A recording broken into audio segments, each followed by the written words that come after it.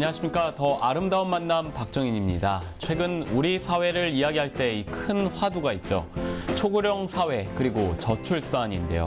이 두 가지의 화두는 경제 성장을 저하시키는 것뿐만 아니라 여러 문제점을 안고 있습니다. 오늘 이 자리에 지난 30년간 한국의 복지를 위해 두 발 벗고 나선 분이 계신데요. 어떤 분인지 먼저 화면으로 만나보시죠.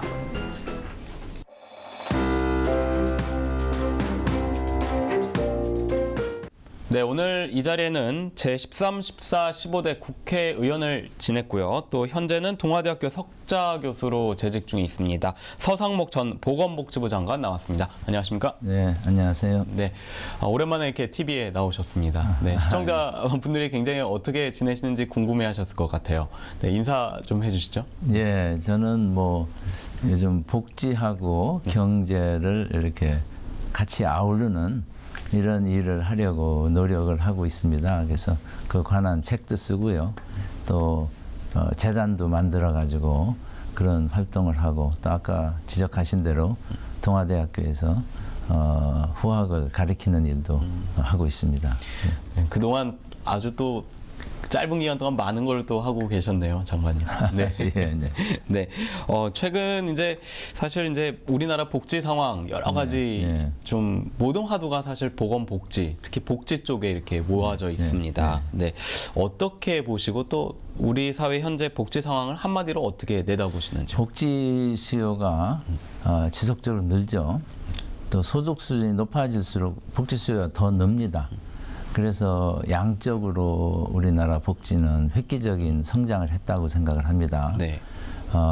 국가 예산의 거의 3분의 1을 차지할 정도로 이렇게 커졌고요.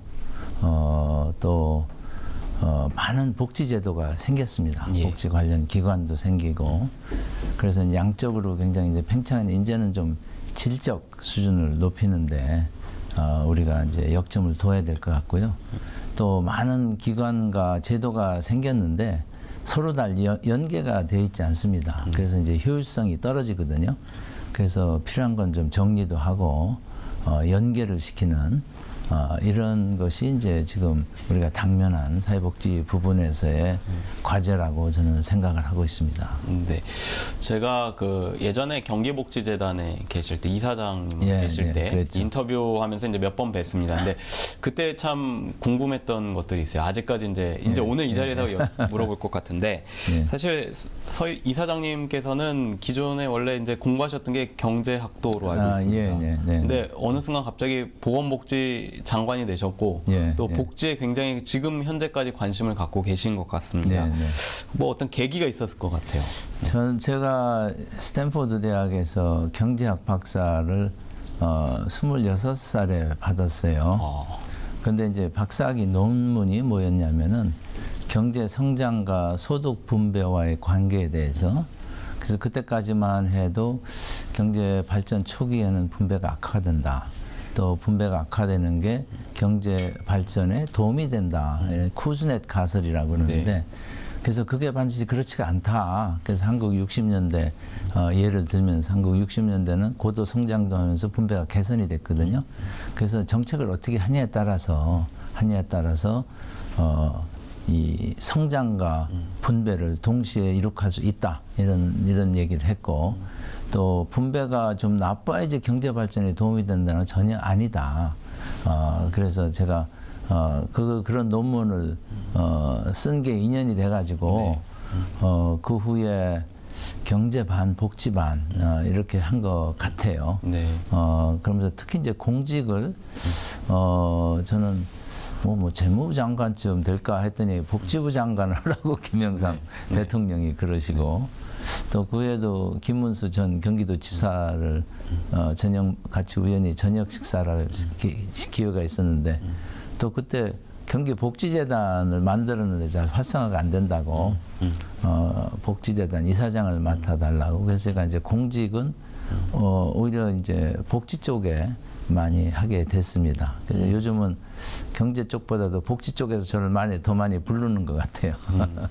그 26살에 썼던 그 박사학위 논문의 계기가 굉장히 예. 지금 이 자리에까지 이끌어 준 것 같은데 네. 사실 그 당시에는 몰랐겠지만 이제 살아오시는 과정에서 공직에 계시면서 이 사회의 모든 화두가 복지와 예. 연관이 예. 되다 보니까 또 예. 절묘하게 맞아 떨어진 것 같아요. 예, 제가 이제 78년에 네. 세계은행에서 한 5년 근무를 하다가 한국개발연구원 KDI에 네. 왔어요. 그때가는 이제 우리가 이제 경제 발전만 하다가 경제개발 5개년 계획을 경제사회개발 5개년 이렇게 바꾸면서 KDI의 사회개발부라는 걸 만들었습니다. 네. 그 왔더니 저를 이제 바로 이제 거기에 네. 이제 배치가 됐어요. 네. 그래서 그때 막 의료보험이 시작이 되고 그게 2년이 돼가지고 이제 국민연금은 이제 제가 만들고 또 공공부조제도를 만드는데 제가 많이 기여를 하고 또 사회복지 전달 체계 해가지고 경제 분야도 연구를 했습니다만 제가 복지 분야 연구를 한 게 더 지금 시점에서 보면은 더 많은 이제 사람들한테 인용이 되고 네. 또 그것이 이제 상당히 그 롤 모델로 이렇게 남게 되었습니다.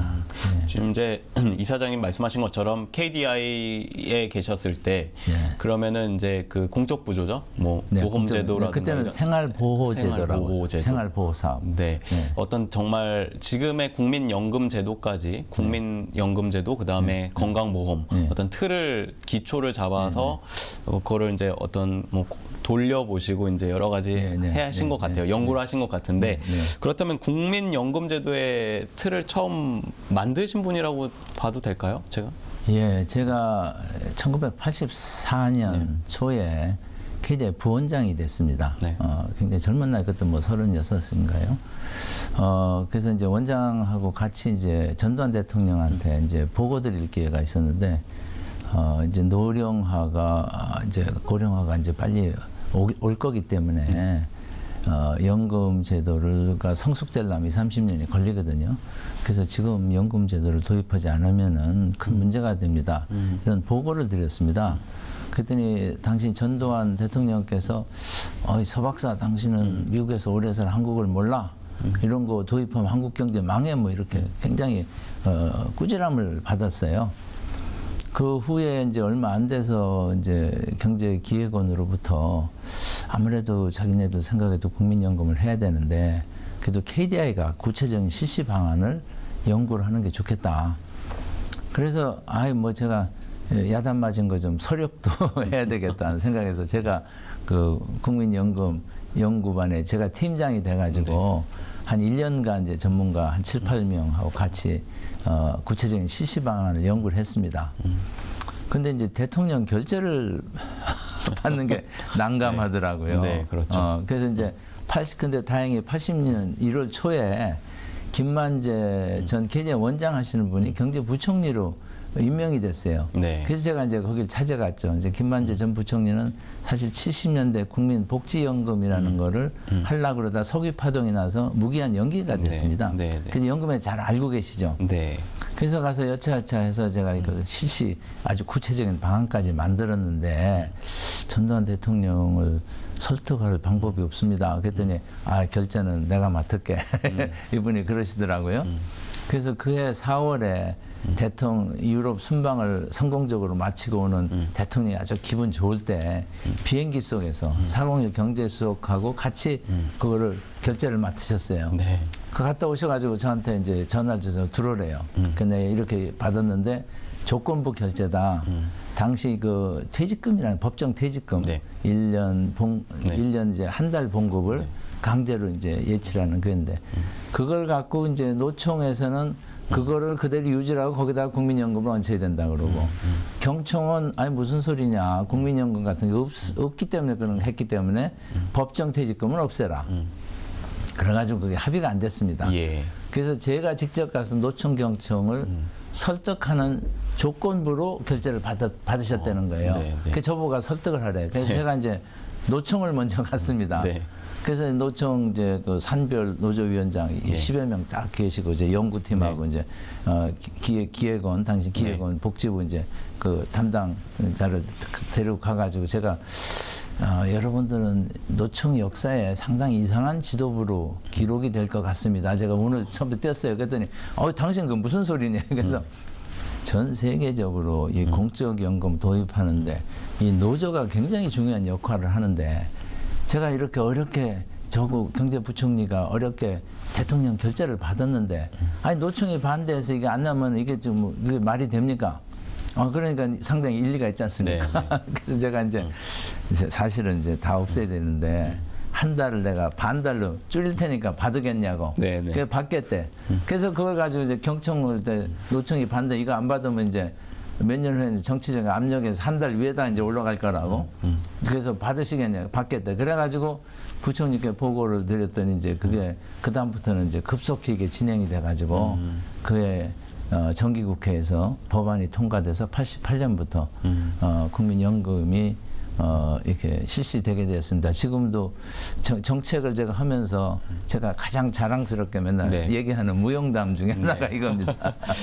굉장히 하고 싶은 얘기가 더 많으실 것 같은데 네. 사실 뭐 전두환 대통령한테 보고를 맨 처음에 했는데 네. 퇴짜 맞은 것도 있고 예. 또 그 유럽 순방에 갔다 오는 중에도 지금 말씀하신 네, 네. 것처럼 조건부가 달려 있어서 예. 이제 이사장이 직접 가셔서 예. 이제 협상을 하신 건데 예, 사실 이제 88년도, 89년도 이때 이제 시작이 돼서 네, 88년도에 시작이 돼서 네. 그때부터 이제 사실 뭐 대기업이라든가 이런 데 그때는 이제 가입이 대기업부터 됐죠. 해가지고 이제 점점 이제 전 사업장을 확대가 되고 네. 그다음에 이제 농촌으로 확대되고 네. 다시 이제 도시 자영업자 해가지고 네. 전 국민 연금화가 이제 90년대 후반에 완성이 됐습니다.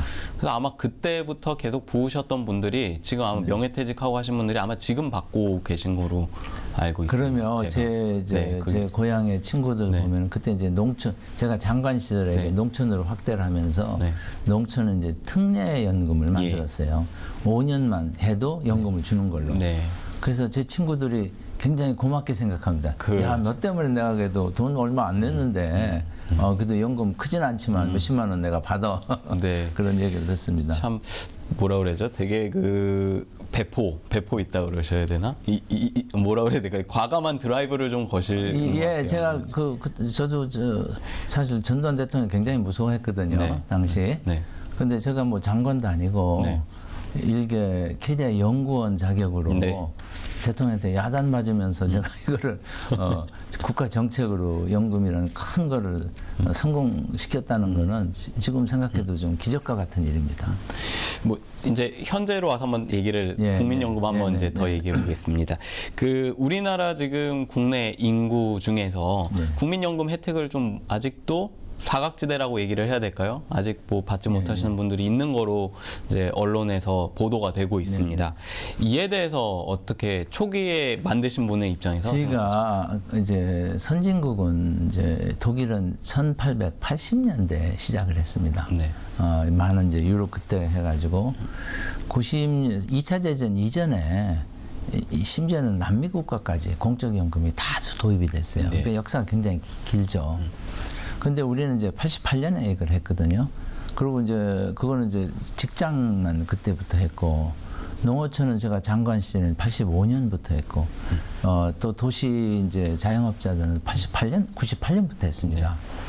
그래서 지금 이제 65세 인구 중에 이 국민연금을 받는 분들이 30%밖에 안 돼요. 네. 근데 30%도 이제 풀 펜션을 받는 게 아니고 네. 가입 기간이 짧으니까 30년을 가입을 해야지 이제 풀 펜션을 받거든요. 네, 그렇죠. 그러니까는 뭐 5년, 10년 하신 분들은 굉장히 작은 금액을 받습니다. 네.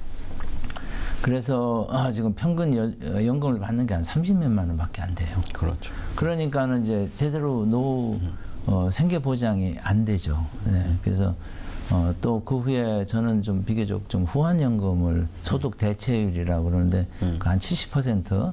그 당시에 이제 선진국들이 그 정도를 했습니다. 네. 그걸 했는데 그 후에 뭐 그게 너무 많다고들 이제 언론에서 그러고 또 저희 후배 그 연금 전문가들 해가지고 이게 70% 60% 잘리고 60%가 40% 내려왔어요. 그러니까 지금 이제 반쪽 연금이라는 네. 얘기를 듣죠. 네. 그래서 지금 이제 연금이 적립 방식으로 돼 있기 때문에 지금 500조 이상의 돈이 쌓여 있어요. 근데 이제 40년, 50년 후에 적자 난다는 거를 예측을 해가지고 지금부터 연금을 막 10%를 거의 반으로 깎아버린 거예요. 네. 공무원 연금이나 국민연금은 적자 난 데가 오래되는데 이제 조금씩 깎기 시작하거든요. 네. 네? 그러니까는 형평성에도 안 맞죠. 국민연금은 앞으로 4, 50년의 날 적자를 해가지고 반으로 깎아버리다니. 네. 예, 그래서 그리고 사실 국민연금은 보험료를 더 올려야 됩니다. 지금 9%에서 돼 있는데 저는 최소 15%까지 올리는 거를 전제를 했는데 올리는 게 인기가 없다고 해서 그냥 9%로 그냥 놔두고 이제 연금액을 깎으니까 이게 이제 제대로 지금도 그렇고 앞으로도 국민연금이 그 하나만으로는 제대로 된 노후 소득 보장이 안 되는 게 문제라고 할 수가 있습니다. 그러니까 뭐 공무원연금도 그렇지만 사학연금 뭐 지금 여러 가지 사학연금, 그다음 군인연금 여러 가지 이미 적자가 발생이 된 것도 언론을 통해서 나왔는데 사실 덜 내고 많이 받기를 사실 바라잖아요, 국민들은. 그러면 결국은 이제 근데 누군가 부담을 해야 되거든요. 네. 이제 공무원, 군인 이건 전부 다 이제 국고에서 보내 국민들이 세금으로 내는 거예요. 네. 예. 그러니까는 이게 지금 그러니까 우리 연금을 공적 연금을 세 계층이 있습니다. 하나는 국민 군인이나 네. 공무원이나 선생님들은 제일 좋은 연금을 받으시고 그다음에 이제 국민연금 혜택을 받으시는 분, 또 아무런 혜택도 못 받는 분. 그래서 노후 소득 보장과 관련해서 우리가 딱 사회 세 계층으로 나눠져 있다. 이것이 굉장히 큰 문제다라는 말씀을 드립니다. 근데 결국은 이 노인 빈곤율에 대한 문제가 좀 심각하게 다가오는 것 같습니다. 저도 그 노인 빈곤율 연관성이 아무튼 있는 거네요. 이게 지금 우리나라 노인 빈곤율 65세 노인 빈곤율을 45%로 보고 있는데 OECD 평균이 13%입니다. 그러니까 엄청 높은 거죠. 그리고 이제 노인 자살률이 뭐 어마어마하게 높은데 노인들이 뭐 실연하든 학교 성적이 안 나와서 자살하는 사람 없지 않습니까? 그러니까는 물론 이제 건강 때문에 그러신 분도 있지, 또 고독 때문에 있지만 가장 큰 이유가 경제적인 이유라고 생각을 합니다. 그래서 이 노인의 그 최소 수준의 생계를 보장한다는 것은 우리 사회복지의 가장 큰 지금 현안이 아닌가 이렇게 저는 생각을 하고 있습니다. 그 사회 공적 연금 중에 이제 국민 기초생활보장제도라는 게 있고요. 그걸 통해서 또 노인 빈곤율을 줄이기 위해서 정부에서는 애를 쓰고 있습니다. 근데 그 공적 부조 자체도 지금 그러면은 그 만회가 되지 않는다는 거죠. 지금 두 가지가 있어요. 이제 기초생계보장제도가 있고 또 하나는 기초연금이라는 게 있어요. 그런데 이제 문제는 기초생계보장에는 뭐가 부양자 의무조항이라는 게 있습니다. 그래서 이제 자식이 예를 들어서 월소득 뭐 300만 원 이상이라 그러면은 안 줘요. 자격이 상실입니다. 근데 요즘 뭐 부부가 애들 뭐 둘 있고 그 300만 원 갖고 이렇게 부모 도와줄 형편이 안 되지 않습니까? 그러니까 이제 많은 분들이 이제 자식 도움을 못 받는데 자식이 돈 뭐 좀 수입이 좀 있다고 해서 국가가 안 주는 거예요. 이런 건 선진국에 이런 제도가 없습니다. 또 이제 기초연금이라는 건 있는데 이거는 노인 70%한테 줘요. 그러니까 아주 어려운 사람만한테 주는 게 아니고 여유 있는 사람 빼고는 다 주는 거예요. 그 금액도 10만 원에서 20만 원이거든요. 옛날에는 그보다 훨씬 작은데 이번 박근혜 정부 들어서 그 10만 원 이상 올렸죠. 그래서 이게 지금 두 개가 있는데 그런 문제 때문에 아직도 기초연금이 도입이 됐는데도 불구하고 노인 빈곤율 45%가 떨어지지 않고 있습니다. 이거를 시급히 해결을 해야 될 과제라고 저는 생각을 합니다. 그 평균 수명이 늘어나면서 우리나라도 이제 완전 초고령 사회에 예. 진입을 했습니다. 이미. 예. 뭐 세계에서도 지금 초고령 사회 진입 속도 예. 가장 빠른 거로 나오고 있는데 그렇다면은 계속해서 해주시는 것처럼 노인 빈곤 대책을 위한 어떤 방안들이 여러 가지가 있을 텐데요. 생각하고 계신 것들이 있나요? 저는 이제 이게 제 개인적인 아닙니다. 저는 65세 이상을 대상을 하는 기초생활보장제도하고 기초연금을 합치자는 겁니다. 그래서 이름을 적정을 이름을 붙여가지고 부양의무자 조항을 없애고 어느 노인이나 최저 생계비 미만의 소득을 갖고 있으면은 최저 생계비를 보장해 주는 거죠. 네.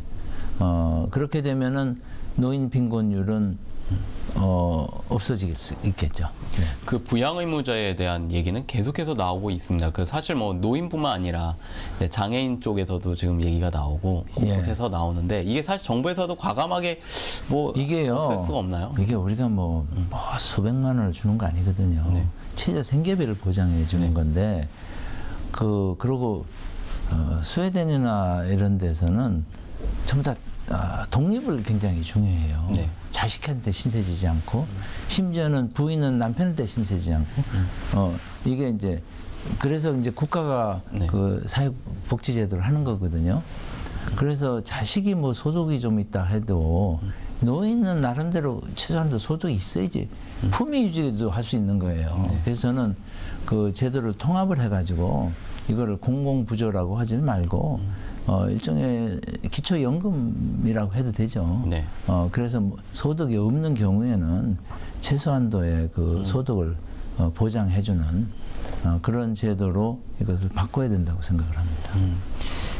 이제 워낙에 그 이론적으로도 빠삭하시고 연금제도에 대한 틀을 거의 처음부터 만드셨기 때문에 요즘에 이제 후배, 그러니까 이사장으로서가 아니라 후배 연구자들을 보면은 지금 이제 대책들을 내놓고 있잖아요. 사실 뭐 KDI도 내놓고 다 내놓고 있는데 가끔 이렇게 쓴소리도 하실 것 같기도 하고 이거 좀 맞지 않지 않느냐. 그분들도 사실 뭐 어떤 통계 프로그램이나 이런 걸 통해서 산술적으로 정확하게 객관적인 걸 보여주긴 할 것 같아요. 그렇지만 또 이렇게 이거는 좀 왜곡된 거 아니냐 뭐 이런 얘기도 하시지 않을까요? 제 개인적인 질문이지만. 뭐 이제 젊은 분들이 많은 연구를 하고 있는데 이 문제에 대해서는 이렇게 강하게 얘기하는 사람이 없는 것 같아요. 제가 몇 번 이제 국회 모임에서 얘기를 했는데 그 뭐 아동수당 이런 거는 이제 금방 이제 반응이 있는데 여긴 별로 반응이 없어요. 여기 이제 어려운 점은 이제 지금 이제 기초연금을 노인한테 70% 그거를 이제 진짜 어려운 분한테만 주자는 거거든요. 그렇죠. 근데 이제 정치적으로 보면은 좀 돈 좀 있는 먹고 살만한 노인네들이 정치적인 영향력이 더 많습니다. 네. 생활이 어려운 노인네들은 별 정치적인 영향력이 없어요. 그래서 이제 국회의원들 입장에서는 정치적인 영향력이 뭐 노인회 회장을 한다 이런 분들한테 다 한 번쯤 주고 싶은 거예요. 네. 그래서 제 안이 이제 정치인들이 잘 안 받으려고 하는 거는 저는 이제 어려운 사람한테 돈을 몰아주자는 거예요. 네. 그래서 그분들이 빈곤에서 벗어날 수 있게 그렇게 하면은 그 위에 분들한테 돈 줄 돈이 없거든요. 네. 그래서 이제 정치권에서 이걸 안 받는데 저는 결단을 해야 된다고 생각을 합니다. 그러니까 어떻게 보면은 저는 또 그렇게 생각을 해요. 이제 좀 이따 이제 책에 대한 얘기도 좀 나오겠죠. 네. 웰페어노믹스에서 지금 웰페어랑 이코노믹에서 네. 좀 복지랑 경제에서 너무 그들이 생각하는 방향은 좀 사회복지적인 부분이 아닌가. 너무 접근 자체가 그건 아닌가. 사회복지적이보다 정치적이죠. 정치적으로. 정치. 표가 그러니까 그 저소득층은요. 네. 저소득층은 생활이 어려운데도 불구하고 굉장히 저 여당 성향입니다. 보수적입니다. 네. 그래서 그리고 이제 고소득층도 보수적이고 네. 선거 때 이제 그 선거 결과에 영향을 준 거 중간층입니다. 요 중간층. 네. 거기에 이제 학력 수준이 높고 30대, 40대. 그래서 이제 무상 급식, 무상 보육, 그리고 대학 등록금, 반값 등록금, 네. 뭐 이런 것이 이제 이런 공약이 이제 해서 거기에 돈을 막 엄청난 돈을 거기다 집어넣죠. 네. 왜 그러냐면은 그 혜택을 받는 사람들이 일종의 스윙 보터예요. 스윙 보터니까 여야 정치권 할 것 없이 네. 공약이 거기에 집중되는 겁니다. 근데 아주 생활이 어려우신 분들은 그 정치 활동도 잘 안 하시고 안 하시고 의외로 그분들은 진보일 것 같은 굉장히 보수예요. 네. 보수해. 그러니까 여야가 신경을 안 쓰는 겁니다. 그래서 너무 이렇게 이게 복지 정책적이 아니고 정치적으로 이게 정책이 결정되기 때문에 이런 그 빈곤 사각지대가 발생한다 저는 이렇게 생각을 합니다. 그렇군요. 국민연금에서 계속 뭐 이제 정치적 관점까지 얘기를 했습니다. 국민연금에 이어서 얼마 전에 이제 또 이런 제안을 하나 하셨어요. 아동 수당 제도라는 걸 내놓으셨습니다. 네. 이건 또 어떤 제도입니까? 아동 수당은 이제 아동 문자 그대로 아동 있는 가정한테 월 얼마씩 이제 수당을 주는 겁니다. 네. 그래서 이게 1926년인가요? 뉴질랜드에서 먼저 시작이 돼가 지금 이제 OECD 국가는 다 하고 있어요. 네. 미국, 한국, 멕시코, 터키 네 나라 빼고 OECD 국가 다들 하고 그래서 거의 뭐 사회보장 제도의 기본이라고 할 수 있는데 우리가 이제 제일 큰 문제가 저출산이거든요. 중장기적인 시각에서. 그래서 이제 제가 그 국회에서 이제 저출산 고령화 특위를 만들고 네. 제가 저를 이제 자문위원장으로 위촉을 했어요. 네. 그래서 첫 번째 회의에서 제가 저보고 좀 기조 발언 비슷하게 뭘 해달라고 그래서 제가 이제 아까 방금 말씀드린 노인 빈곤 문제하고 지금 저출산 대책이 너무 많다. 이게 선택과 집중을 해야 되는데 출산을 기피하는 가장 큰 이유가 결혼도 기피하고 또 출산도 가장 큰 이유가 경제적인 문제다. 그래서 국가가 애를 낳으면 어떤 경제적인 문제 부담을 덜어준다. 그런 차원에서 아동수당 같은 걸 한번 파격적으로 검토해보고 거기에 이제 추가 재원이 필요하기 때문에 목적세를 신설을 해가지고 이게 많은 이제 그동안의 복지 정책들이 재원 조달 방법이 마련되지 않은 상태에서 되다 보니까 굉장히 혼란을 일으켜요. 네. 예를 들어서 무상급식 같은 거는 교육청이 뭐 네. 돈을 만들 재간이 없거든요. 네. 그러니까 무상급식을 하게 되면 딴 예산이 깎여야 되는 거예요. 네. 그러니까 이제 학교 운영이 굉장히 어려워지는 네, 그렇죠. 이런 게 생겨요. 무상보육도 마찬가지 무상보육하면서 정부가 특별히 무슨 목적세 신설한 게 없습니다. 네. 그게 한 13조가 들거든요.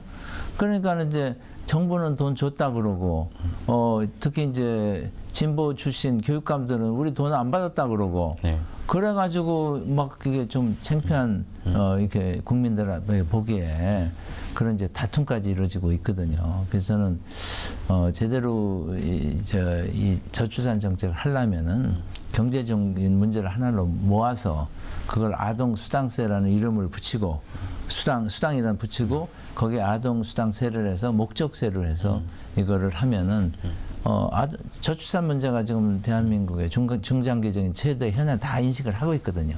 그렇기 때문에 국민적 공감대도 얻을 수 있고 따라서 조세 저항도 줄일 수 있다. 지금 일부 정치권에서는 막연히 복지를 더 해야 되니까 세금 더 올리자 그러거든요. 그럼 무슨 복지를 뭘 어떻게 했다는 제시를 안 하니까 그게 사람들이 이제 피부로 못 느끼는 거죠. 공감대가 떨어지고 그거 잘못하면 조세 저항이 심해지는 거죠. 네. 그래서 저는 무조건 복지를 더 해야 되니까 세금을 올리자 하지 말고 출산율 제고를 위한 대책을 더하기 위해서 목적세를 거두자 이렇게 하면은 이제 국민적 공감대를 얻기가 쉽겠다. 그래서 거기 특위는 마침 이제 여야 정치인들이 다 와 있거든요. 그래서 제가 그랬습니다. 내년 대선이라서 한정당은 뭐 특히 목적세 얘기 못 합니다. 세금 더 간다 좋아할 사람 없거든요. 여야가 다 같이 하면은 그게 가능하지 않겠느냐. 그래서 국민을 설득을 하면은 그런 차원에서 제가 문제 제기를 한 겁니다. 네. 그러니까 세수 확보 차원에서의 그 이름이네요. 그러니까. 그런데 이제 아동 수당하고 관련돼서 이제 문제가 하나 있어요. 그거는 이제 아동 수당이 이제 출산율을 높이는 대책으로 이게 만들어진 게 아니고 원래 네. 선진국에서 몇십 년 전에는 출산율이 그렇게 큰 문제가 안 됐습니다. 예. 그래서 이제 애를 많이 낳아서 그 가정이 이제 빈곤으로 추락하는 걸 방지하기 위한 거예요. 그 애가 많은 가정에 생활비를 보태주는. 그래서 이제 많은 이제 아동수당 제도의 그 효과 분석 결과를 보면 출산율 제고에는 큰 약간은 도움이 되지만 그렇게 많이 도움이 안 된다 이렇게 나오고 있습니다. 그래서 저는 요거를 좀 바꿔서 한국에서는 최대 현안이 지금 출산율 높이는 거거든요. 예. 그래서 이걸 좀 바꿔서 시행하면 좋겠다. 그래서 필요하면은 아동 수당이라고 하지 말고 출산 장려 수당. 그리고 목적세 이름도 출산 장려세 해가지고 기존 이미 태어난 애들한테는 지원하지 않고 새로 태어나면은 그럼 예를 들어서 네. 첫 애를 낳으면 1,000만 원을 출산 장려 일시금 지금 일부 지자체가 그렇게 하는 데가 예. 있거든요. 네. 주고 두 번째 애를 낳으면 1,500만 원 주고 세 번째는 해서 2,000만 원 주고 그리고 걔네들이 이제 그 다음 해부터는 매월 얼마씩 그 교육비 예. 명목으로 양육비 명목으로 정부가 지원하면 재원이 훨씬 줄겠죠. 그리고 이제부터 애를 낳으면은 낳았을 때 이제 정부로부터 출산 장려 목돈을 받고 매월 얼마 그러면은 출산율 제고를 하는데 상당히 도움이 될 거다 이렇게 생각을 하고 있습니다.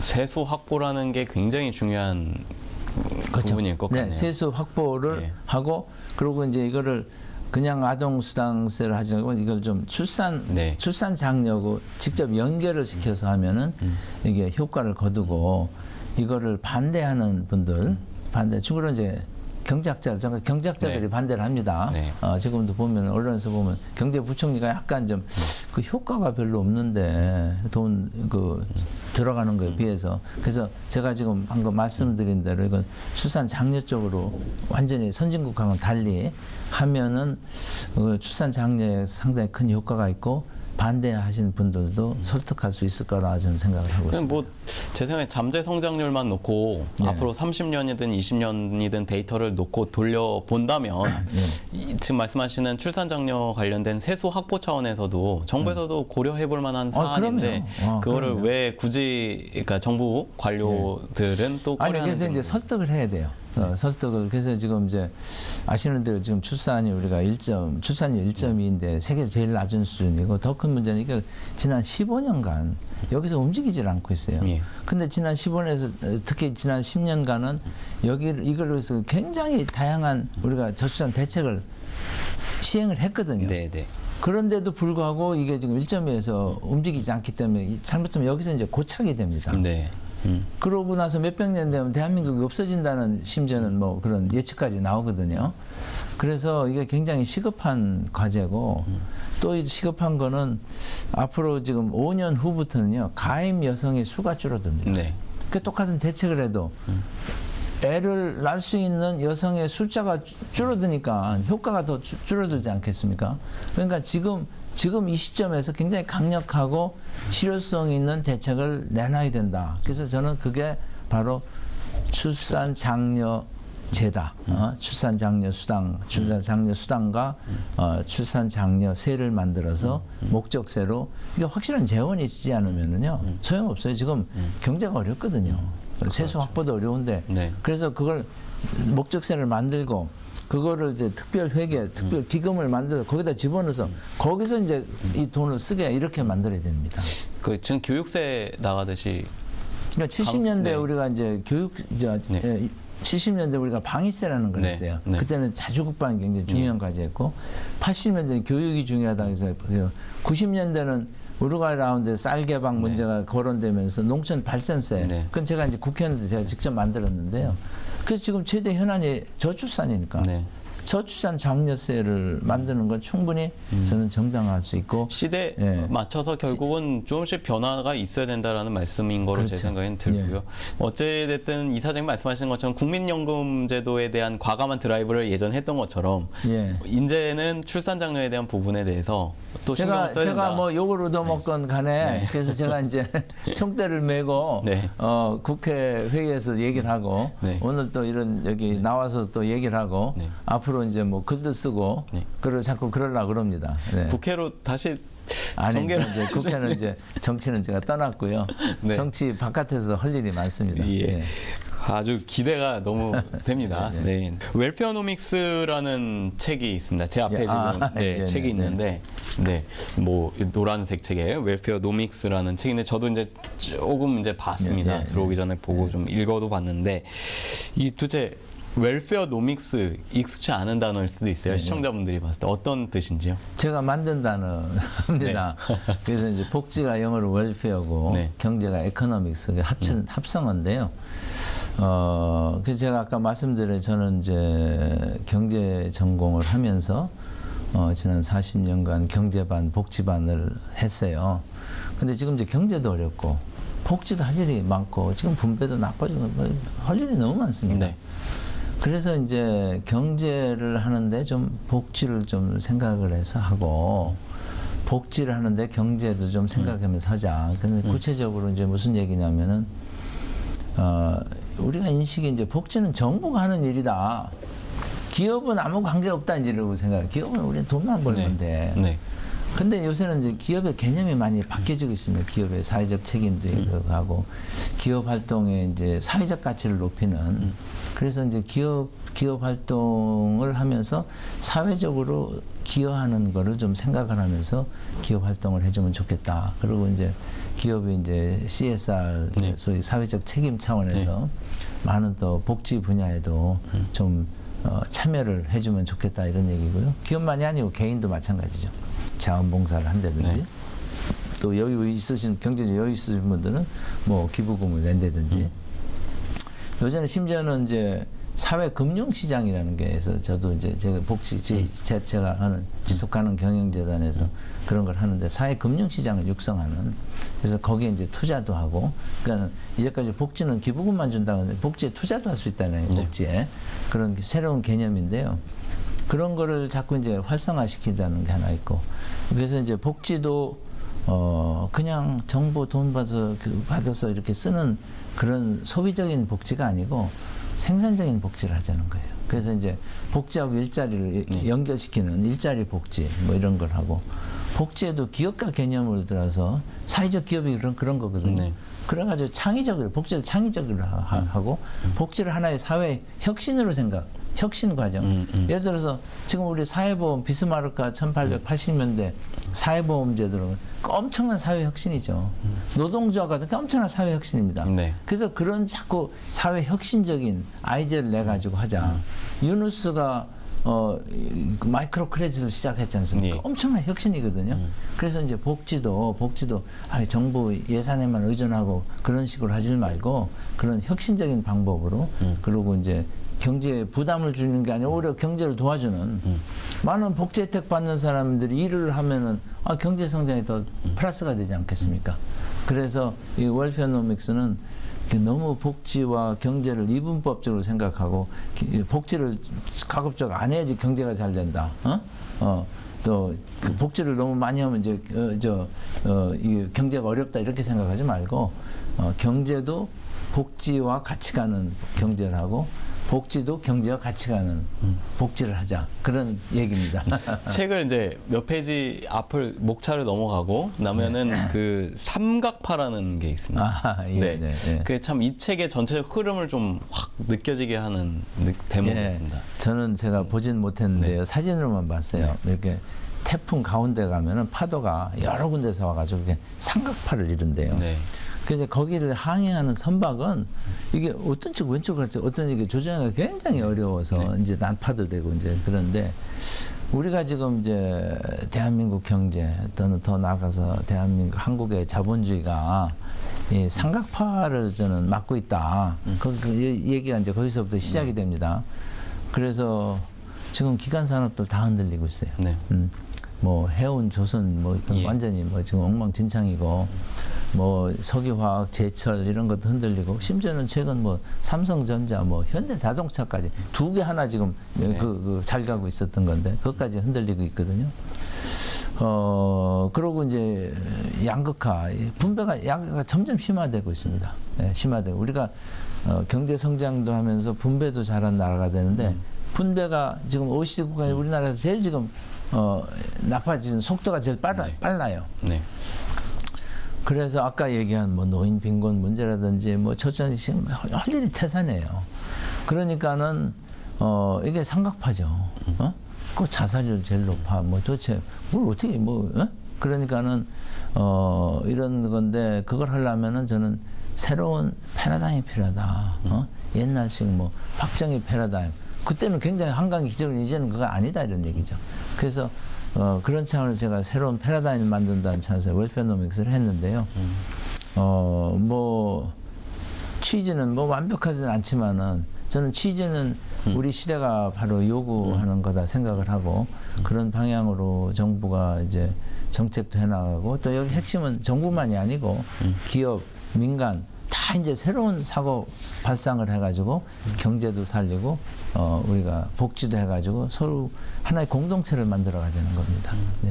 어쨌든 그 복지를 실행하려면 돈이 안 될 수는 없고 물론이죠. 또 그 돈이 들기 위해서는 또 세금을 거둬야 되는 것도 분명히 있는데 그 웰페어노믹스 책 안에 그런 내용들이 잘 정확하게 들어가 있는 것 같아요. 제가 보면. 네, 큰 이제 방향만 제시를 네. 했습니다. 네. 그 경제적 복지, 복지적 경제, 이 양극화 해결, 뭐 저출산, 고령화 모든 문제에 대한 그 해결할 수 있는 해법을 지금까지 제시를 해주셨는데 좀 짧게 얘기해 주신다면 어떤 해법이 좀 정확할까요? 그러니까 복지와 경제를 이부분법적으로 생각을 하지 말고 또 이제 경제는 효율이죠. 복지는 형평이고 그래서 형평과 효율은 조화를 이루어져 가야 된다. 그리고 이거는 뭐 정부 한체만 다 미룰 문제가 아니고 정부가 물론 앞장서 리드를 해야 되지만 이제는 기업이 정부보다 더 중요한 시대가 됐습니다. 그래서 기업도 이거를 의식을 해가지고 나름대로 노력을 해줬으면 좋겠다는 얘기고 또 하나는 특히 이제 시민단체는 지금까지 이제 시민단체는 정치권하고 민주화 투쟁을 하고 환경운동을 하고 이게 이 정부나 이 기업하고 각을 세우는 활동을 많이 했어요. 특히 우리나라의 경우에. 근데 이제 민주화는 어느 정도 됐지 않습니까? 그리고 이제 환경 문제도 상당히 옛날보다 나아지고 있거든요. 그래서 이제 전 세계적으로 새로운 추세는 시민사회가 정부와 재계하고 같이 일을 합니다. 그래서 이제 우리도 그런 분위기를 만들자는 거예요. 서로 정부, 기업, 시민사회가 서로 적대적인 관계가 아니고 서로 역할을 분담을 해서 그래서 이제 경제도 살리고 그리고 이제 복지도 하는 그런 사회 분위기를 우리가 다 같이 만들려고 노력하자는 게 제 이제 웰페어노믹 비전 핵심적인 메시지. 그렇게 되면은 뭐 당장은 어렵겠지만은 우리가 조금씩 이제 좋은 방향으로 나아갈 수 있을 거라고 생각을 하고 있습니다.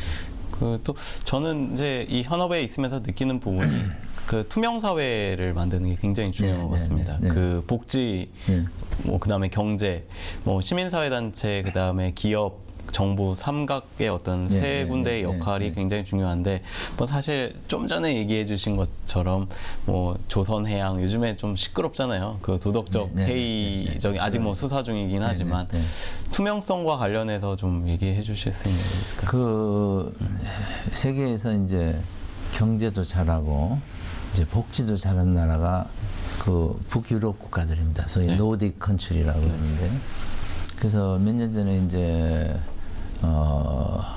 그 나라들이 성공 비법이 뭐냐 연구를 했는데 결과가 딱 한 단어예요. 사회적 신뢰입니다. 우리나라에 지금 부족한 게 사회적 신뢰예요. 네. 그 사회적 신뢰를 쌓으려면 어떻게 해야 되느냐? 높은 사람, 힘 있는 사람, 돈 많은 사람부터 솔선수범해야 되는 거예요. 그러니까는 재계에서 재벌부터 해야 되고 정치권에서는 대통령, 국회의원, 장관, 높은 사람부터 해서 그 솔선수범을 해야 되는 거죠. 그래서 우리가 이제 노블리스 오블리주라는 말도 있지 않습니까? 그래서 사회에서 지도층이 먼저 헌신하고 하는 그런 사회 분위기를 만들어가는 게 굉장히 중요해요. 투명성은 바로 거기에 들어가는 겁니다. 이게 투명성이 위에서 투명하지 않으면 아래가 투명해집니까? 네. 그래서 결국 그게 핵심이죠. 그래서 우리가 사회적 신뢰를 만들어야지 이 웰페어노믹스가 저는 된다고 생각을 해요. 그래서 이제 이거 동시에 우리가 이제 뭐라 그럴까요? 시민 정신, 뭐 이런 운동, 그리고 이제 우리 학교 때부터 인성교육. 그래서 제가 이제 도산 안창호 선생님 기념사업회 회장을 하고 있는데 제가 이제 도 선생님 말씀 애기애타라는 게 있습니다. 한자로 이제 자기를 사랑하고 자기를 사랑같이 남을 사랑하고 그래서 제가 이제 애기애타 리더십 프로그램을 만들어서 그거를 학교에 이제 인성교육으로 쓰고 또 나아가서 이제 시민 교육으로 이걸 활용하려고 그러거든요. 네. 그래서 저는 제 웰페어노믹스 같은 어떻게 보면 이상적인 세상이죠. 그걸 만들려면은 이런 에게타 정신, 그 투명성 거기에 당연히 하나의 중요한 요소로 들어가는 거죠. 네. 이런 걸로 이제 시민들과 국민들과 청소년까지 무장이 되면은 그런 게 된다. 그래서 유럽에 아까 제가 물어봤어요. 거기 복지 전문가. 당신은 그렇게 후한 복지 제도를 했는데 누가 그걸 악용하는 사람 없습니까? 근데 우리는 그보다 훨씬 작은, 그런데 우리 기초생활 뭐 악용하는 경우가 많이 나오거든. 네. 그랬더니요, 그 나라에서는 그걸 악용을 하면 그 사회에서 퇴출당한대. 거짓말을 안 하는 거예요. 그래서 이웃은 다 알잖아요. 그렇죠. 이 사람은 이 복지제도 자격이 없는데 그걸 거짓말해서 받으면은 그 사회에서 왕따 당한대요. 그래서 이게 바로 사회적 신뢰구나. 네. 그래서 사회적 신뢰는 꼭 높은 사람부터 시작을 해야 되지만 그건 모든 국민한테, 심지어 저소득층, 복지 혜택을 받는 분들도 거짓말을 하면 안 되죠. 자기가 자격 없으면 받으면 안 되지. 네. 그래서 이제 참 그게 굉장히 중요한 것 같습니다. 엄정한 법 집행. 엄정한 법 집행인데 네. 법 집행은 이제 처벌 유지하는 네. 그 이전에 법 집행을 안 해도 되게 네. 법이 없어도 살 수 있는 네. 사회가 저절로 만들어졌으면 좋겠다. 네, 이게 제 감사합니다. 생각입니다. 네. 끝으로 앞으로 어떤 계획을 갖고 계신지요? 네. 저는 뭐 지금 요 웰페어노믹스를 구현하기 위해서 제가 지속가능 경영 재단이라는 거 이사장도 하고 있고요.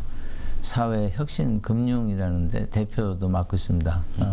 그리고 아까 이제 말씀드린 대로 그 정신교육 차원에서 도산 안창호사 네. 기념사업회 회장을 하면서 그런 이제 프로그램 보급하는 데 하고요. 지금 또 이제 대학교 석자 교수로 있기 때문에 동아대학교 거기에 이제 사회복지대학원을 좀 이제 제가 말씀드린 웰페어는 최신 유행에 이렇게 쫓아가는 그리고 그걸 선도하는 그런 거를 만드는 일을 해나갈 생각입니다. 네. 오랜만에 이렇게 시청자분들 앞에 나왔습니다.